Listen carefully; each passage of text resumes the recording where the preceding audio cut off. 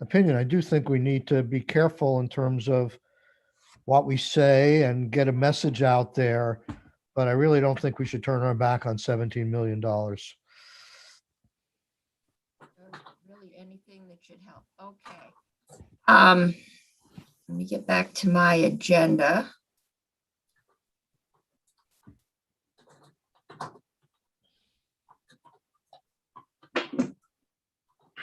Madam Chair, Yes.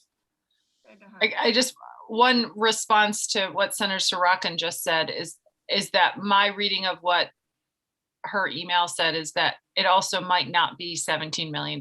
So that it might not be that much money. So it would be helpful if there's any way possible we can get a better handle on how much money we're talking about. Okay. We're going to hear from folks. Nolan is here. I've got Jen Carby on first. Pardon me, may I check? There's someone trying to get in named Eric Schultes. Does anyone know this person? Yes. Yeah, he's from the Healthcare Advocates Office. Okay, thanks. I'll let him Okay. in. We've got two more people in the well. Michael Fisher's here. Okay, and Christine Oliver is in. Okay. So Jen, we sent you off to draft something yesterday, which would basically decouple these markets. And I think the discussion was that we would decouple them for as long as. You had asked yesterday to do it for plan year 22 so that you would be required to come back and rethink. Do it again? Okay. Reconsider in for plan year 23. So that is the language. I have language drafted. I sent it to Faith so that she could post if or when you wanted her to. I will check, but I have. I don't think she's posted. I think she's waiting for you to. Okay, well, yeah, I think we can post that. Okay.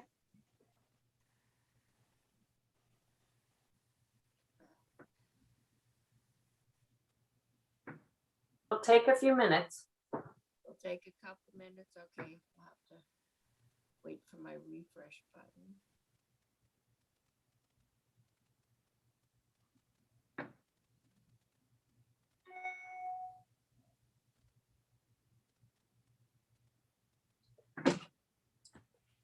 And I'm happy to put it up on the screen in the meantime if that would. Yeah, be why helpful. don't you do that? That would probably be easier. But my Word version.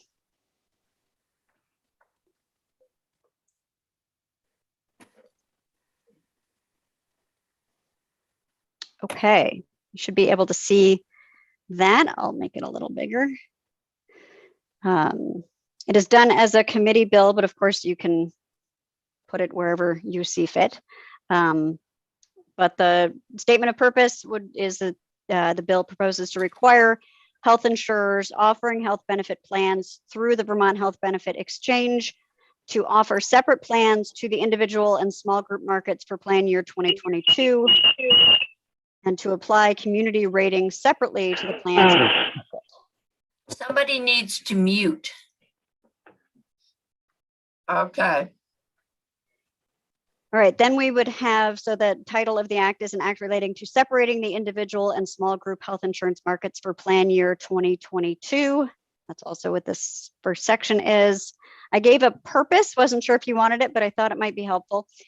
So I said that the purpose of the act is to allow for separate individual and small group health insurance markets for plan year 2022 in light of the increased opportunities for federal premium assistance available through the American Rescue Plan Act to eligible households purchasing qualified health benefit plans in the individual market.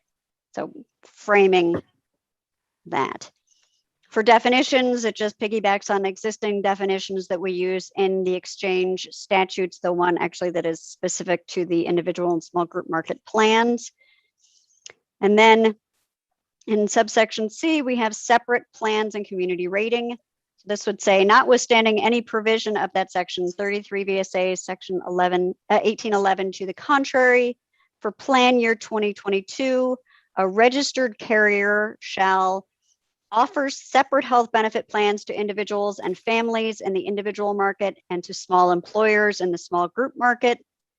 Apply community rating in accordance with that section to determine the premiums for the carrier's plan year 2022 individual market plans separately from the premiums for its small group market plans, and file premium rates with the Green Mountain Care Board and forms with the Department of Financial Regulation pursuant to 8 VSA section 4062 separately for the carrier's individual market and small group market plans.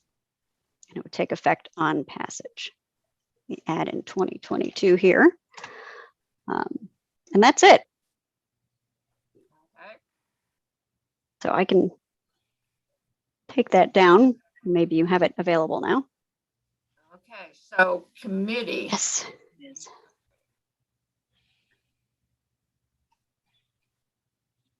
Yes, it is up on our website.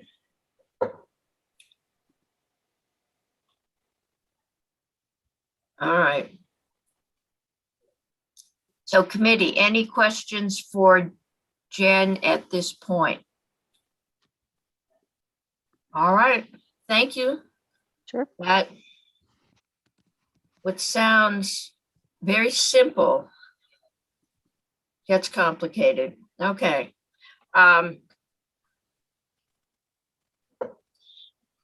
So next on the agenda is Betsy Bishop.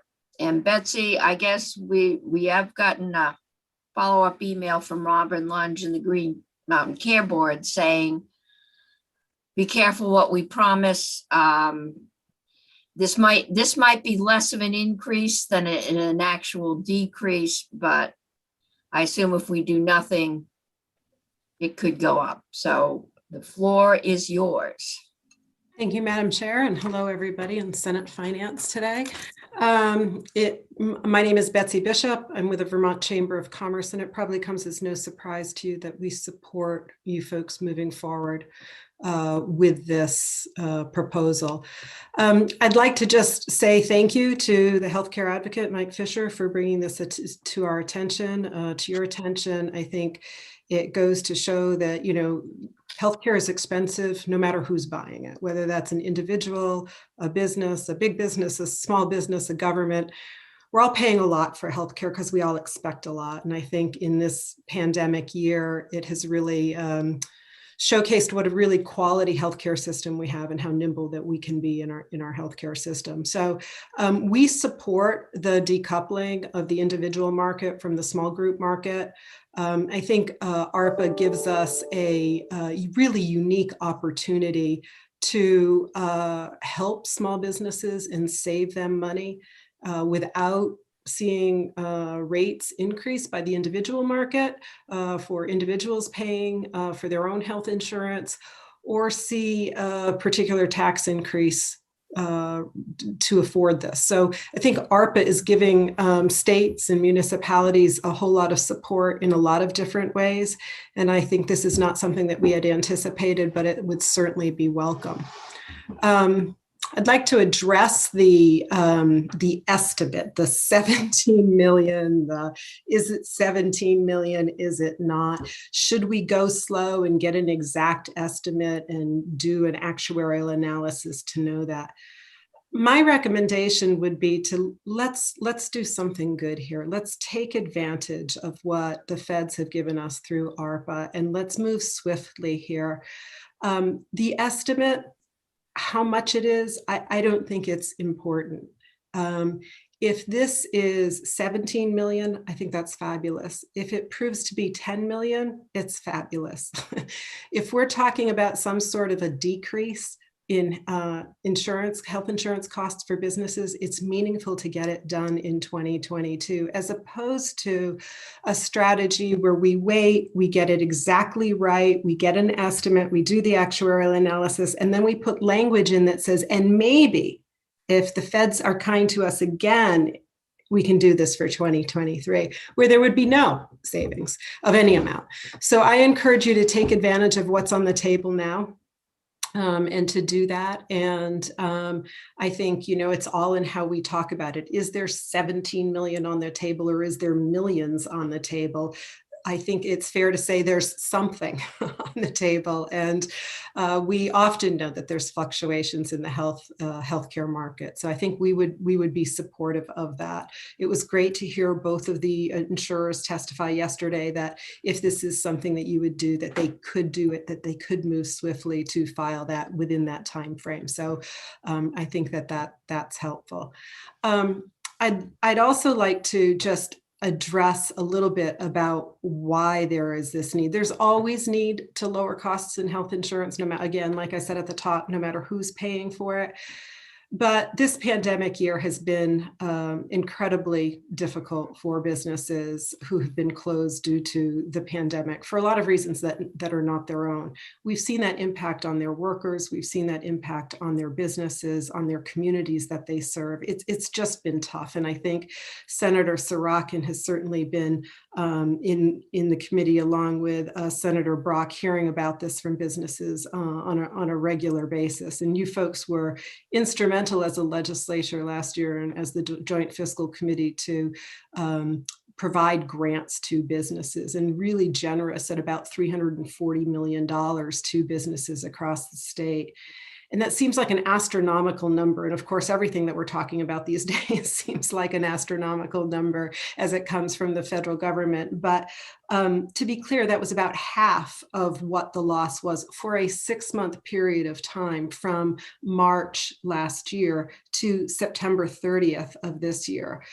And so we know that number because we asked for those applications for businesses to be filed. We don't know the number starting October 1st till now and counting. So, will there be additional grants? Certainly the big bill coming over from the House has made some reservations for that. And that's an active discussion, which we will be discussing. And certainly there is another bill moving through for unmet need for people who have received nothing. But a larger program for all businesses is still under discussion. And this type of funding will also help, even if we can or cannot do it to the same extent that we did before. I'd like to suggest that one of the things that I have heard from folks is that we're reopening, and there's this hopeful nature. And for those of you who've been vaccinated, fabulous, and in the queue, that's great. We're doing our part to encourage everybody to get vaccinated and have employers make sure that they encourage their employees to do so. But reopening, even if full reopening, I just want to be clear that that doesn't mean that we're in recovery. And if we get to recovery, that doesn't mean that we're at profitability. There are huge holes and deficits in these businesses that they're going to have to fill, and that recovery is going to be lengthy. So we really, the legislature, the Vermont legislature has done yeoman's work on this and has done a really good job in helping businesses survive this. And we can see a path forward, and we can see a little bit of light at the end of the tunnel. And this would certainly be helpful in that regard. Any questions? Senator Hardy. Thanks, Madam Chair, and thanks, Betsy, for being here today. My question, what I made the comment about, we don't know it's going to be $17 million, mostly because we need to set expectations and appropriately for everyone. And also, I'm curious your thoughts on, what we heard is that it's the potential that if we're only able to do this for a year, that we could lower the rates for a year and then they would go back up. And so it would look like a pretty big jump in health insurance rates for the small groups. And I'm wondering what your organization could do to help with the messaging to make sure people understand that if we do this, it might be only a one-time thing. We're not exactly sure how much money it might save, and that, it might go up again the next year. But we're doing our best to get some kind of relief for 1 year, hoping that it will be more. You get what I mean. So really, really funny because when I jumped on this call 15 minutes ago, I heard the initial conversation, and the article that I've written that goes out at 3:30 every Friday afternoon, many of you see our newsletter, screams in a big headline, potential $17 million of savings. So just so you know, like, it's already in my head, like I'm emailing people as we talk. We just might want to like change that headline a little bit. So I'm sensitive to that too. I have no desire to set up for 17 million and then next year be like, legislature only gave us 10. That you're not giving us that. We understand that. So we can help in that communication. So on that end, yes, count us in as a partner. The other question that you had in there was, what about this volatility? And, if we do it for 1 year and then it doesn't get extended, or even if it does, then the rates reflect this new activity, what happens? And, I don't often quote Senators Pearson and Sirotkin as champions of the small business lobby, if you will. But yesterday, I think both of those gentlemen said it. Turn up my video for this. So, Sorry, I think both of those gentlemen said it well yesterday. A bird in the hand. We'll take what we can get. And yes, there's volatility, but we see volatility in the health insurance market anyway, where from year to year we can see that 4 or 5 or 6% increase, and that hurts.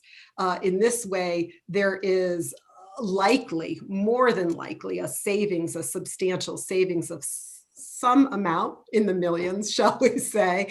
And I think that would be helpful. And there's really, what's unique about this proposal is there's no harm here. There's no corresponding harm in some way. Why not do it? There's just no reason not to do this.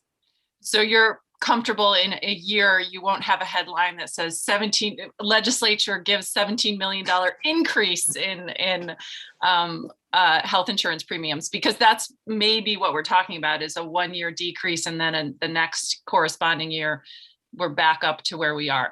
We don't know yet, so that's what I'm worried about in terms of the messaging for your members and everything. Yeah. So I think. So let's play that out. First of all, I don't think it would be the legislature that would be doing a corresponding increase.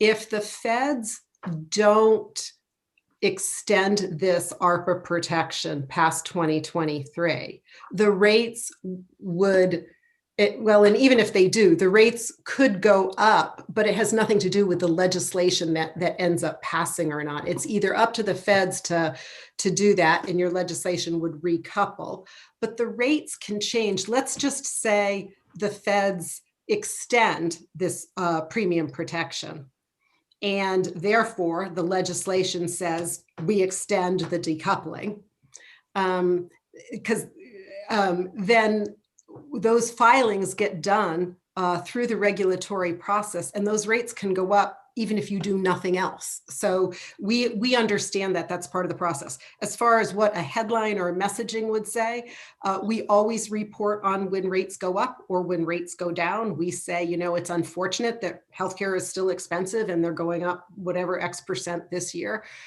We tend not to do screaming headlines that say this person is at fault. We don't find that that's really good for long-term relationships. I was just referencing you saying this, the headline.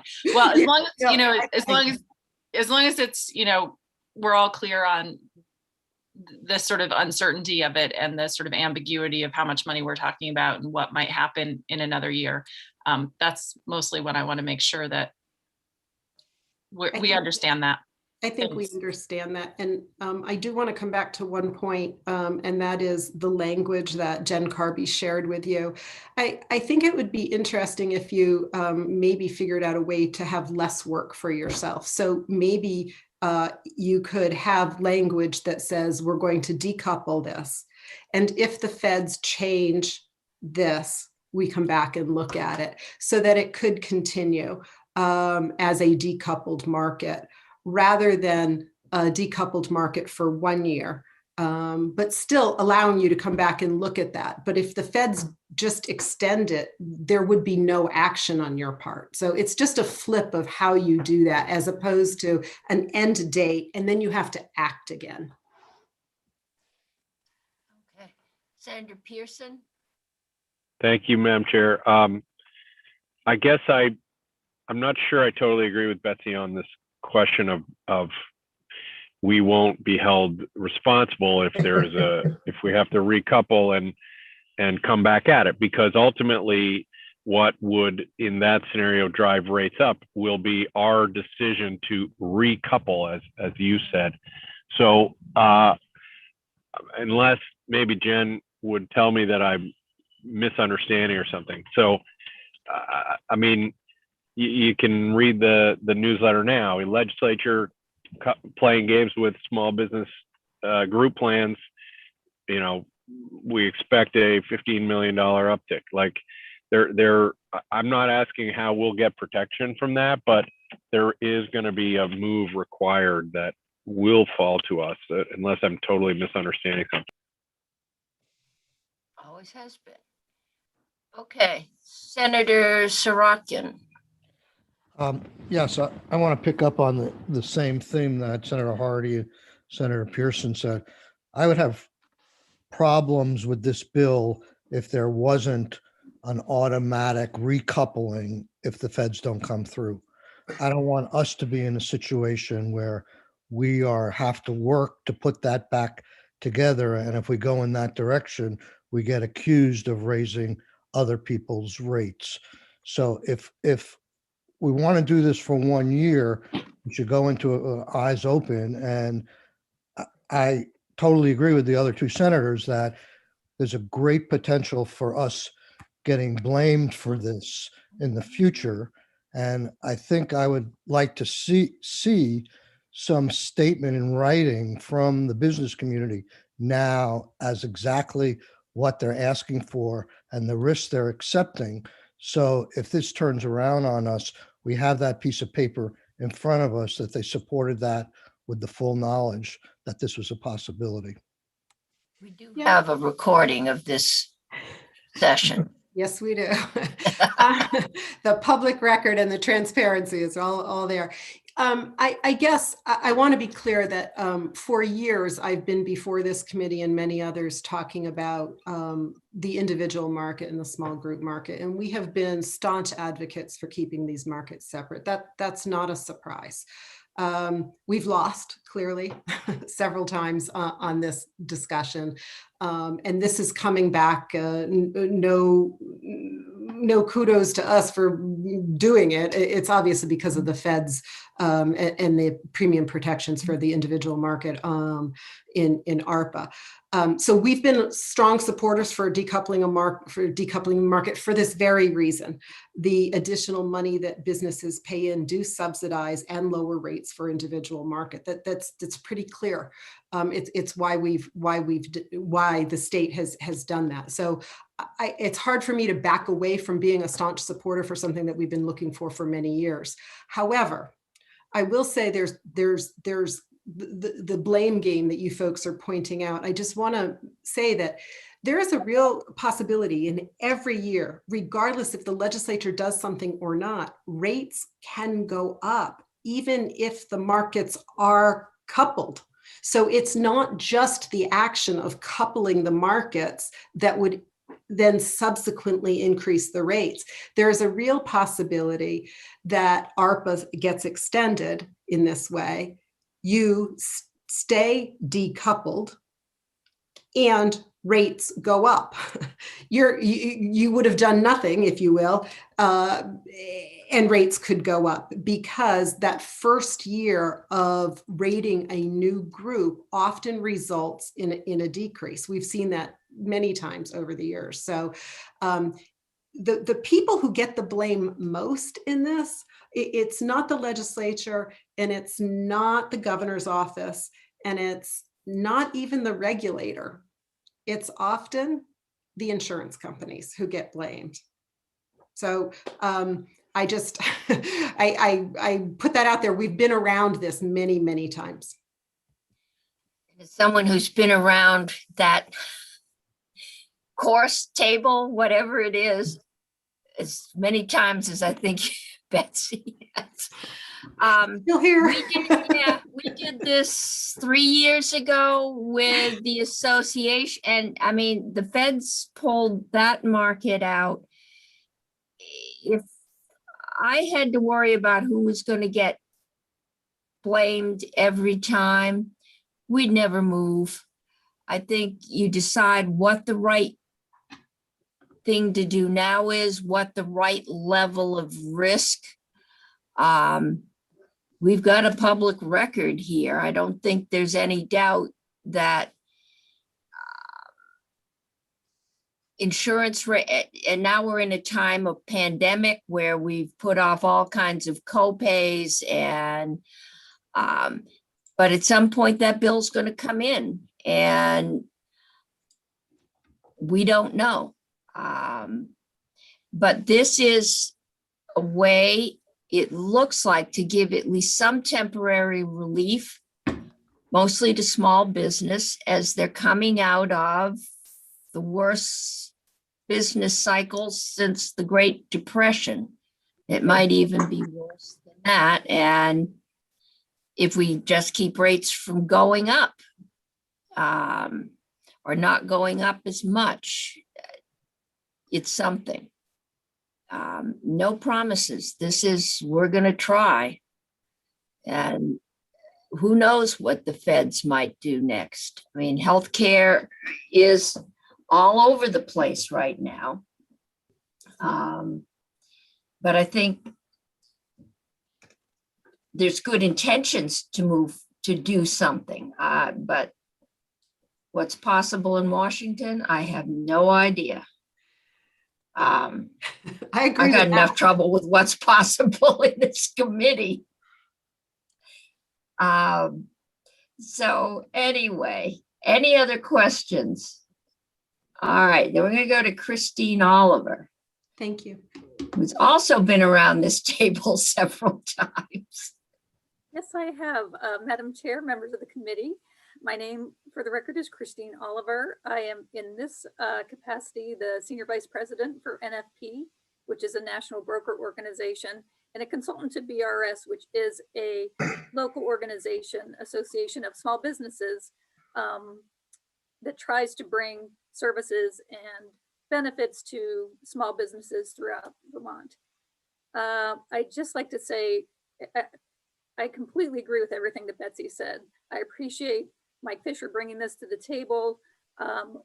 As you mentioned, we discussed the decoupling of the market when we talked about the association plans a few years ago. I also have a history in the volatility of the market from being with Ben Bishka at the time. The association plans were here and then were gone. And so we have seen this, we've known of the volatility in the marketplace. But I would say this is the one instance where I have seen it's a win-win. To not take action when there's no real risk. Sure, there's a future risk, there's always a future risk.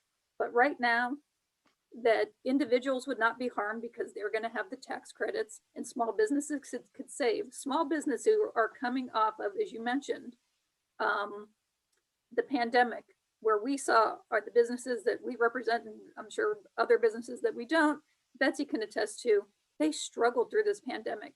We had businesses who had to lay off employees, but still struggled to try and maintain their health insurance because they were just trying to do the least damage they could to hang on as long as they could. We've had some that couldn't hang on. But any relief now is just what kind of the stimulus is all about. The stimulus has gone to individuals in these now, like the third round of stimulus checks to individuals across the country. That doesn't mean there's going to be stimulus next year. There's probably not going to be, but it helps now and it's real. These businesses, we also know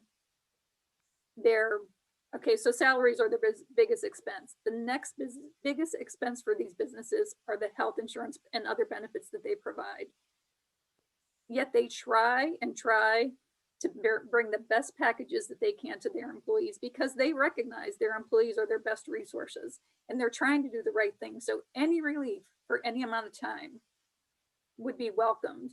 And I know that, I can't remember who said it yesterday, and it may have been Senator Brock that said, I think not doing it because there's potential volatility next year, nobody's going to say thank you. Oh, thanks for letting me keep paying now, because then it won't seem like so much next year. The market is volatile. It goes up every year for a variety of reasons. Some we control, some we can't control. We try and think outside the box on how to structure plans. But at the end of the day, businesses need help now.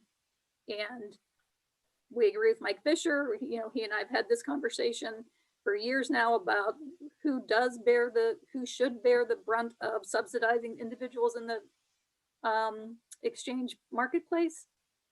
If the feds are going to do it, I mean, to turn that away would just be such a lost opportunity on all fronts. So I'm just trying to think if there's anything else. The carriers too. I mean, the carriers have also been great partners with our businesses through the pandemic. While they were trying to maintain health insurance, carriers were very generous in giving them extra time to pay for benefits for their employees. So this has been an ongoing all hands on deck effort for everybody trying to hold it together through this period. So any type of relief, million, 17 million, 5 million, I don't care what the number is, relief is relief. And I think it would be, I think businesses would be particularly grateful that somebody's looking out for them and that they have just an ability to breathe and figure out next year when we figure out next year like we always do.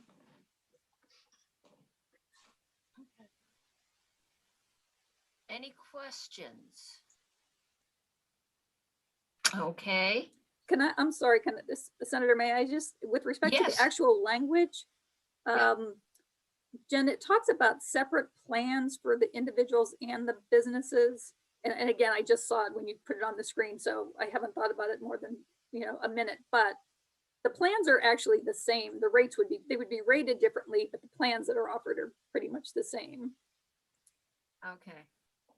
And I don't know if that matters or not. It's just the only thing that jumped out at me as I, You have to look at the language because I think there's also, there's another statute that talks about not charging different premiums for the same plan. So I Plan. think they Oh, may need gotcha. to be different plans, even if it means that they're written differently because they're sold to a small they're employer. notwithstanding. Yep, sure. So Okay. Okay, so you got to change a word in there but the benefit structure would probably be essentially the same. Right. right, I think so. Okay. I mean, again, they'd be constrained by the actuarial values and all the stuff that they have to hit. Right. Okay, committee. That is the end of our witnesses. If we're going to do this, I would like, Jen, do you know, has House Healthcare taken this up? They have not. They knew that you were actively taking testimony on it, and haven't gotten to it yet. Okay, I know they've got a lot on their plate too. So if we decide we're going to do this, it's pretty straightforward. We should just and we've got to find out what the process is to do this as a committee bill. I think at this point we'd have to get permission from rules. Right. So I will speak to the Pro Tem's office about getting that moving. Senator Sirotkin. Can I just ask a quick, thank you, Madam Chair. Can I ask a question of either Jen or Mike Fisher?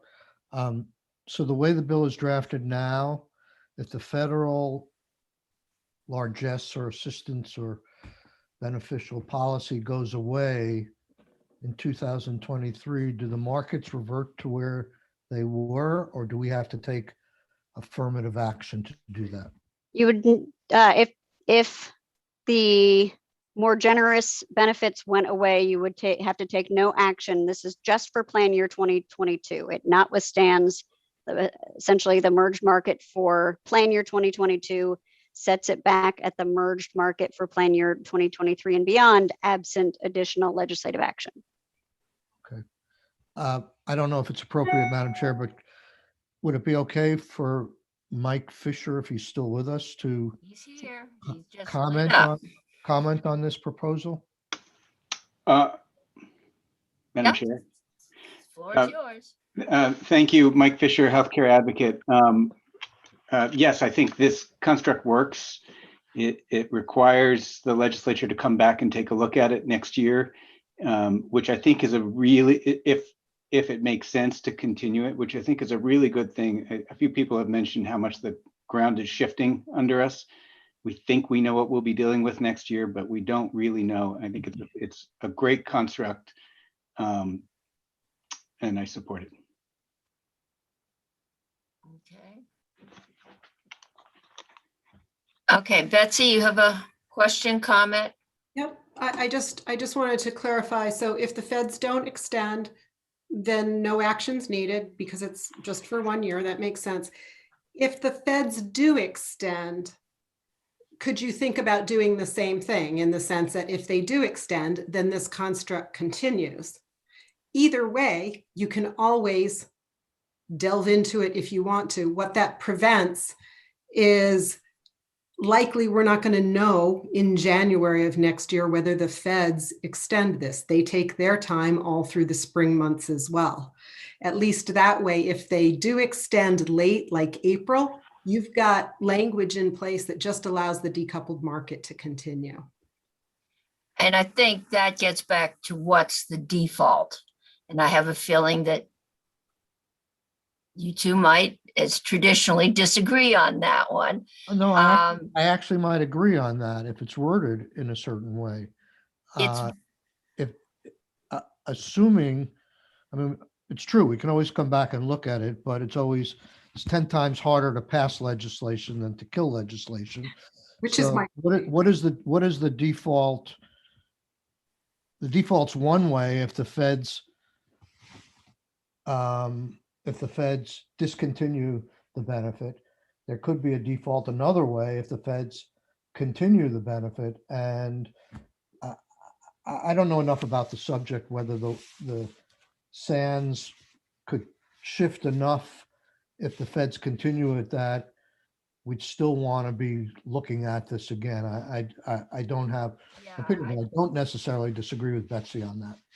I think there was discussion yesterday of, well, what if the feds continued a benefit, but it wasn't as generous as this benefit? That because we did the study 2 years ago, a year ago, when we were talking about the association plans, and it came up, and I think I asked for the study. Well, with all the tax credits that are going into, the exchange plans, is it still necessary to keep them merged, or is the individual market protected enough? It came back that there would be, I think, a 5% decrease in the group and a 7% increase. And we said, nope, we didn't do anything. So I think what this says is we're going to come back in a year. We'll have an idea what the feds are talking about, and we can, at that point, decide on the risk or they may have another entirely different program at that point. I mean, this is very fluid, probably more fluid in a direction some of us would like to see it go than it has been, but it's very fluid out there. So this is probably the most conservative thing we can do. It forces us to come back.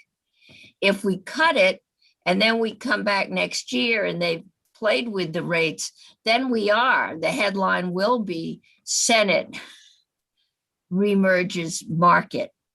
I think this just leaves the present law as a default.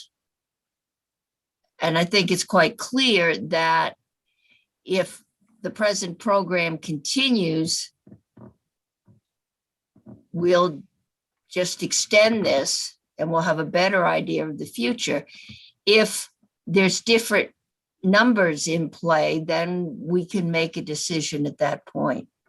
I agree with the chair. Wow. Madam Chair, can I just take a moment of your time to recognize it's not every day that you get Christine Oliver and Betsy Bishop and Mike Fisher being on the same page. Tomorrow we I won't think be. this is a first. Tomorrow we won't be, but let's at least recognize it for this moment. And then also to say, you didn't hear about it yesterday, but DFR did apply for a grant to do a fairly significant analysis of the marketplace. So you'll have more information next year. I hope, if they get the grant. I haven't heard. Okay. You'll have you'll have 1 year rate review under this structure under our belts, and we'll have more information, of course, of what's going on from the Fed. So again, I think it's a good plan. Senator Hardy. Yeah, Madam Chair, I agree with you too. I think that we should, while I understand, Betsy, why you would want to go that way, and at first I was like, yeah, I think that makes sense. I think defining what the Fed staying the same is might be really difficult, and because it could be a whole host of things that the Feds do. So it's probably safer for us to just come back and look at it and have more information, with the hope that we're able to continue it and continue to get the relief for small businesses. But defining federal action, as we've seen with our other discussion, is really hard to do. Okay. Anybody else? Committee? Are we? We ready to go, Madam Chair? Well, I'm trying to see if everybody is ready to go. That was my question. I didn't phrase it well. I think Okay. everyone's ready to go. Okay, so we have a bill, let me find it here, from Jen.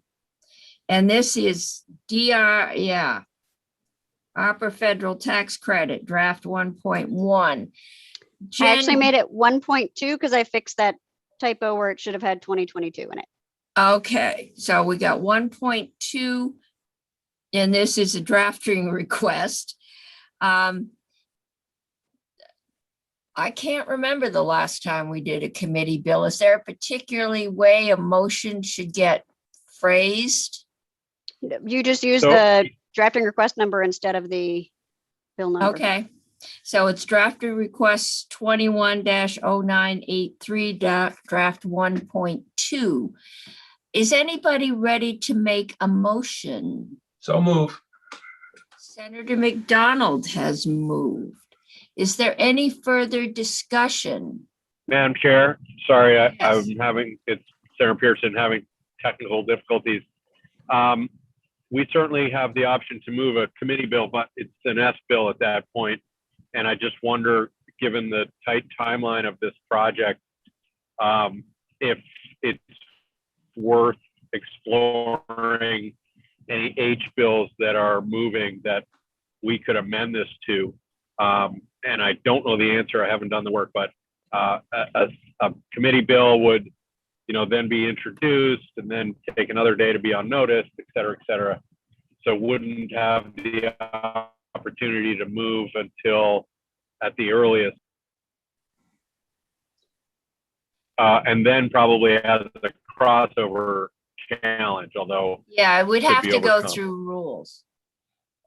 All right, I don't know. Let me see what we've got bills in committee. I don't, Madam Chair, I will withdraw my Yes. motion, but I guess what I was trying to move along is that we're in agreement that this is the route to go while we select the proper parliamentary procedure to get there.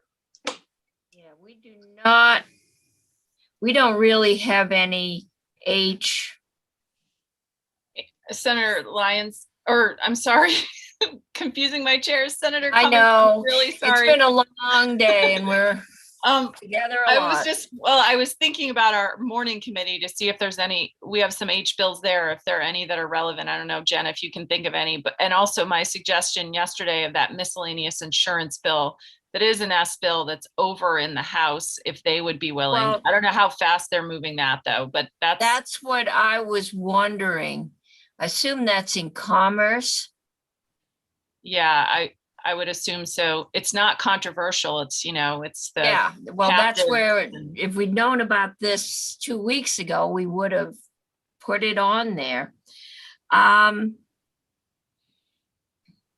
no, I don't think there's anything that I'm aware of in Senate Health and Welfare, an H bill.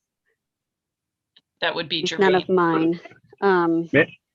Maybe it would be smart to do both, vote it out as committee bill and then hunt around. Maybe there's an H bill up for action on the floor, could get tacked onto. I don't know. I'll talk to the pro tem's office and see, what is out there moving. Think it's relevant to school lunch? You got to pick something that's moving. Or 3:15, we can add it to that conference committee right now. Call up. I think Jane would have a heart attack. I think Jane is about as stretched as she's able to go. Okay, So, why given don't we the level vote of- this out as a committee bill? And then I will, as soon as we're finished, call the pro tem and see how we can move this along. I know that Representative Lippert is interested, but, he has charge of health insurance. So Yes, your he- insurance bill would have to go to health, the one in Commerce would have to go to healthcare. Oh, to- okay. That's. if more we complicated. attached it to it, but I can talk to Bill and I'll talk to Becca and maybe she can talk to leadership over there. And if this is something we want to do, we will figure out a way to get it done. Meanwhile, I think the insurance companies are on notice, and Green Mountain Care Board is, that this is coming down the pike. All right, Given the Okay. level of unanimity, it would seem as though germaneness really wouldn't be a question. I mean, yeah. But one never knows, probably more so in the other body than in ours. right, There's, But once we've sent it, I believe germaneness is judged against the bill that we transmit. okay, So once it's Correct. in, I we're think that's good. true. all right, so further, Senator McDonald has moved. And I'm now in The the committee wrong. introduce the committee bill as set forth in draft, whatever it is.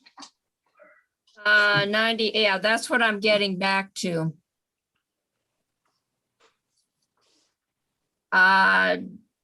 Drafter request 21-0983-1.2. Okay, Further And I would dis- add, Madam Chair, that Chris, who's ever gonna deal with this, that you don't take it to the clerk, you don't take it up to the secretary's office, it goes somewhere else, and you might Yes, it goes get a to, whole, it we- goes to my office. It goes to through drafting operations. So the chair and I both have to let them know that this is the right version, right document, and right version number. you, okay, Jen, you're in the right hands if you do what Jen says. okay. We've got a motion on the floor. Further discussion, I'm gonna ask the clerk to call the roll. Senator Sorokin, Yes. Senator Pearson, Yes. We can see him. Okay, he can vote. Senator McDonald votes yes. Senator Hardy, Yes. Senator Brock, Yes. Senator Bray, Yes, Senator Cummings, Yes. 700, Madam Chair. 700. I'll report that because it's a committee bill and I've got to go wherever I'm going with Jen in Zoom land. to verify that it is the correct document. Right. I'm forwarding it to drafting operations and copying you and Faith. If you would just respond to, you can look at it, look at the document, but respond to drafting ops to confirm that this is the right version, then we This should is be the all right set. version? Okay. Yes. And So that one respond to says, my email or okay. reply all. So committee, that is it for today. Thank you. Next week, we're going to do a whole lot of broadband. So bring in your safety helmets and we'll get going. Okay. Thank you Very very much. Okay. And I'll go Thanks, find my everyone. emails. Ending live stream now.